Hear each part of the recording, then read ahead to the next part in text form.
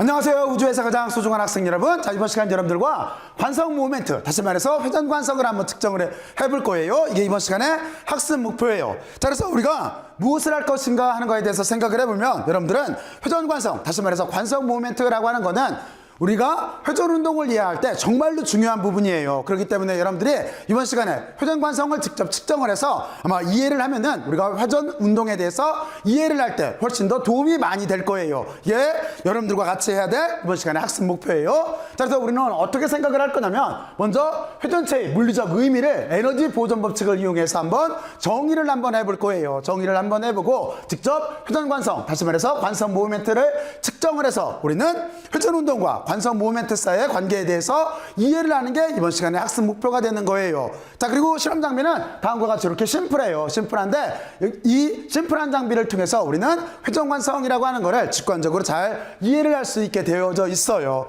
자, 그러면 여러분들은 여기까지 한번 잘 이해를 했을 거라고 생각을 하고, 자, 이제 우리가 여기서 배워야 될 내용들에 대해서 한번 세부적으로 한번 알아보죠.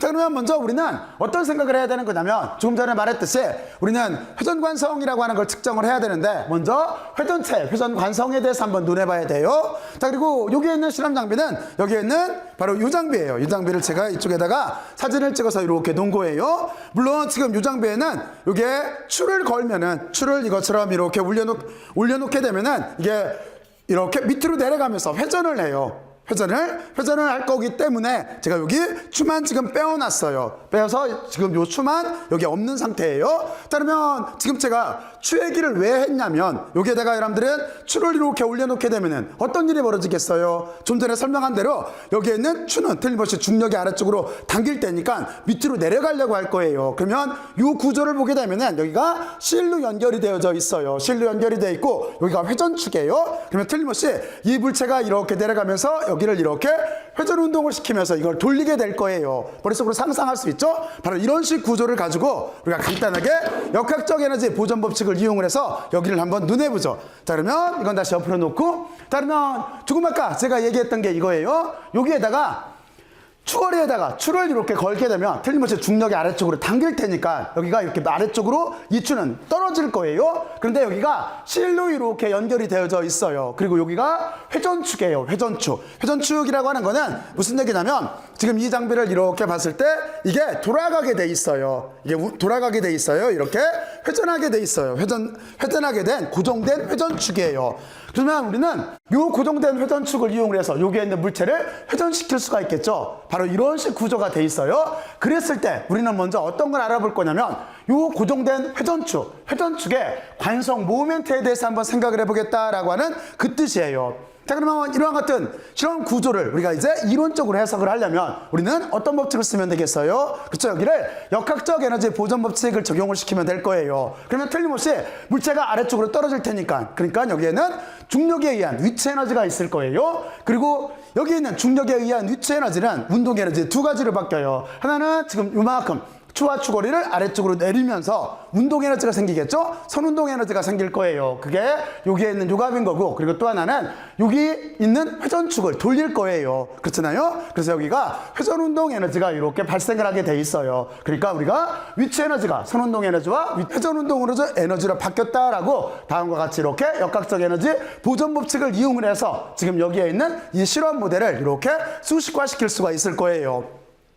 자, 그리고 여기서 여러분들은 이제 한 가지를 잠깐 생각을 해봐야 돼요. 어떤 생각을 해봐야 되는 거냐면, 여러분들은 위치 에너지가 mgh라고 하는 건 잘 이해를 하고 있을 테고, 그리고 또 한데 여기 손운동 에너지가 2분의 1 mv의 제곱이라고 하는 것도 잘 이해를 하고 있을 거예요. 근데 제가 조금 아까 여기를 뭐라고 그랬냐면, 여기는 회전을 할 때 회전운동 에너지라고 했어요. 그러면 먼저 여러분들은 이게 회전운동 에너지가 다음과 같이 왜 이렇게 표현이 되나 하는 거에 대해서 잠깐 알아보고 넘어가야 돼요. 그렇죠? 자, 그러면 그 부분에 대해서 잠깐만 알아볼게요.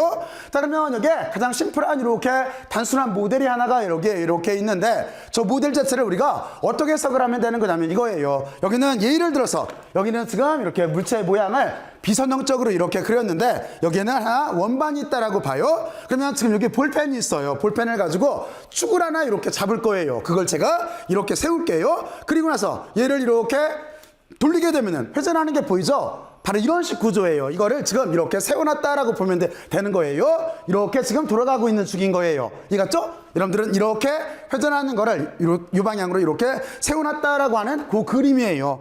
자, 그러면 여러분들은 이렇게 해놓고 나서 어떤 걸 여기서 논할 수가 있냐면, 먼저 우리는 선운동 에너지라고 하는 걸 알고 있어요. 선운동일 때는 운동 에너지가 2분의 1 mv의 제곱으로 나온다라고 하는 거를 여러분들과 같이 한번 증명을 해봤어요. 1이라고 하는 개념을 써서 우리도 증명을 해봤었잖아요. 자, 그러면 우리는 2분의 1 mv의 제곱이 선운동 에너지라고 하는 건 알고 있고, 그리고 나서 요거를 요 물체에다 적용을 시켜보는 거예요. 그러면 틀림없이 여기에 있는 이렇게 있는 여기 강체 안에는 여기에는 엄청나게 많은 입자가 있을 거예요. 우리는 그 중에서 이론적, 논리적 전개를 하기 위해서 이미 한 입자를 택할 거예요. 그리고 그 입자에다가 이름을 붙여줄 거예요. 어떻게 붙여줄 거냐면 질량은 m이라고 붙이고, 그리고 거기에 이름을 i라고 이렇게 붙여줄 거예요. 그러니까 구동체는 회전축으로부터 이렇게 거리가 i만큼, 여기 i니까 i만큼 떨어져 있다라고 해서 여기를 MI로 이렇게 붙여줄 거예요. 그리고 여기는 틀림없이 이렇게 선속도를 가지고 움직이려고 할 거예요.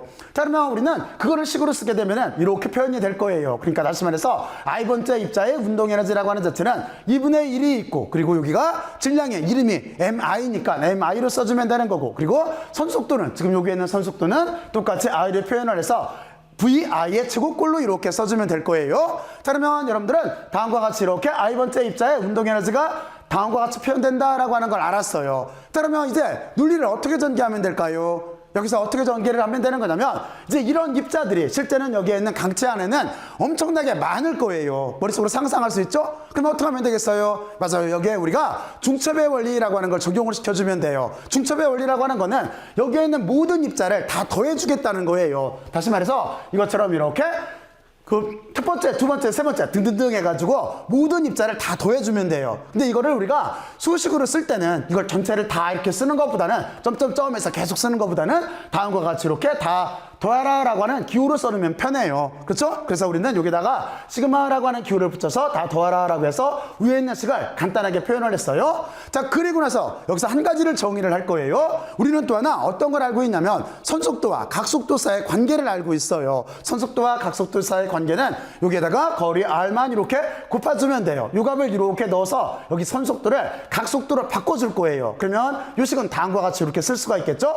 그리고 여기에서 또 하나를 정의를 할 거예요. 어떤 정의를 할 거냐면 여기 보면은 시그마라고 하는 게 있고, 그리고 또 하나 m이 있고, 그리고 또 하나 r 제곱이 있어요. r 제곱이 있는 요만큼을 뭐라고 놓을 거냐면 i라고 놓을 거예요. 그리고 이 i가 실제적으로는 의미는 뭐냐면 이게 회전관성, 다시 말해서 관성 모멘트의 가장 기본적인 정의가 돼요. 그래서 여기를 i로 놓을 거예요. 그러면 어떻게 되겠어요? 2분의 1이 있고 요만큼은 i니까 i 오메가의 제곱꼴로 되죠. 그 꼴이 이렇게 돼요. 그리고 우리는 여기를 회전운동 에너지라고 이렇게 부를 거예요. 그래서 회전운동 에너지가 다음과 같은 요 논리에 의해서, 여러분들이 지금까지 따라가 본 요 논리에 의해서 2분의 1 i 오메가의 제곱으로 정의된다라고 하는 걸 알았어요. 그렇죠? 자, 그러면 이거를 다시 앞으로 가서 이쪽으로 이렇게 가지고 오게 되면은, 그러면 여기다가 있는 2분의 1 i 오메가 제곱이 왜 나왔나 하는 걸 이제 여러분들은 이해를 했죠? 이게 회전운동 에너지예요. 자, 그러면 여러분들은 다음과 같이 이렇게 다시 이쪽으로 돌아서 생각을 해보면, 여기에 있는 실험 부대를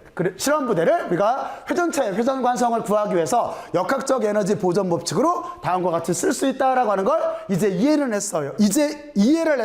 그렇죠? 그러니까 무슨 얘기냐면 등호를 중심으로 여기에는 위치 에너지가 선운동 에너지 그리고 회전운동 에너지로 바뀌었다라고 이렇게 써주면 돼요. 그 뒤부터는 진짜로 간단해요. 우리는 또 하나 운동학적 방정식에서 어떤 걸 알고 있냐면 V는 AT라고 하는 식, 그리고 H라고 하는 높이는 2분의 1 AT의 제곱이라고 하는 걸 알고 있어요. 우리는 이 두 식을 이용을 해서 속도의 입장으로 이렇게 쓰게 되면은 여기는 T분의 이 H꼴로 쓸 수가 있어요. 그래서 무엇을 하기 위해서 그러냐면 지금 여기 속도하고 여기 각속도가 이쪽은 선속도 이쪽은 각속도로 돼 있잖아요. 이거를 일괄적인 모양으로 만들어 주려고 하는 거예요. 그래서 여기를 이렇게 값을 넣어주면 돼요. 그리고 또 하나 좀 전에 말했듯이 우리가 선속도와 각속도 사이에는 R이라고 하는 요게 거리, 그렇죠? 그러니까 구동된 회전축의 중심으로부터 우리가 논하려고 하는 데까지 거리, 그 R만 이렇게 넣어주면 돼요. 근데 지금 여기에서 R이라고 하는 자체는 어디냐면 지금 같은 경우에는 여기가 회전체의 관성이기 때문에 어디냐면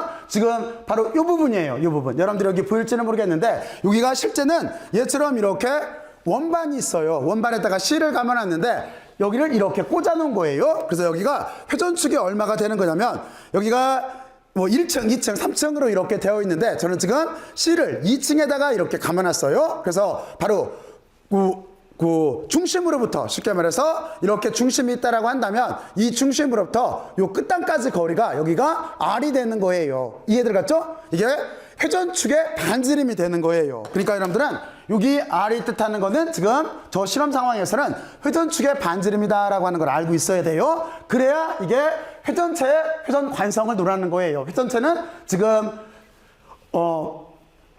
여기를 제외한 나머지 부분, 나머지 요 고정된 회전축을 중심으로 돌아가는 요 부분을 뜻하는 거예요. 자, 그래서 여러분들은 이렇게 기준을 잡기 위해서 여기에 이거 왜 그러냐면 이렇게 기준을 잡아놓고 이론치하고 비교하기 위해서 그래요. 그래서 먼저 기본적으로 회전체의 회전관성이라고 하는 거를 지금 이론적으로 구하고 있는 중인 거예요. 자, 그래서 요 값을 다시 여기다 넣을 거예요. 그래서 여기를 V를 여기다 넣고 오메가를 여기다 넣고 해서 우리가 여기서 관성 모멘트 I 입장으로 정리를 하게 되면은 다음과 같은 식으로 이렇게 빠져요. 여러분들 이거는 대입을 한 다음에 조금만 계산을 해보면 금방 이렇게 묶어낼 수가 있을 거예요. 자, 그래서 우리는 지금 회전체의 회전관성을 알았어요. 다시 말해서 어떤 거냐면 여기에다가 지금 여기에는 원반을 이렇게 꽂은 상태에서